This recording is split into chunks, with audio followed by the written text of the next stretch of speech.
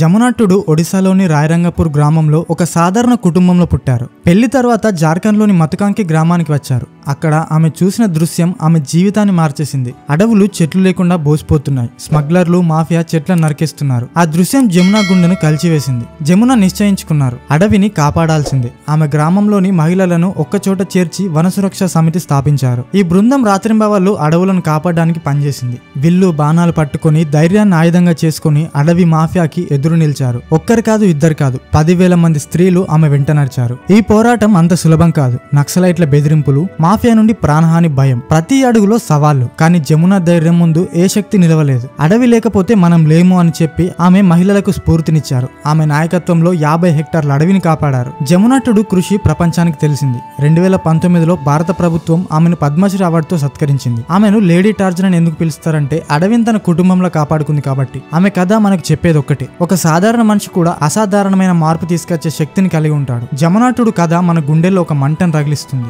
ఆమెలా మనం కూడా మన చుట్టూ ఉన్న పర్యావరణాన్ని కాపాడుకోవాలి. ఒక చెట్టు నాటండి, ఒక అడుగు వేయండి. ఈ వీడియో నచ్చితే వీడియోని లైక్ చేసి షేర్ చేయండి. మరింత మంచి కంటెంట్ కోసం మన ఛానల్ని సబ్స్క్రైబ్ చేసుకోండి.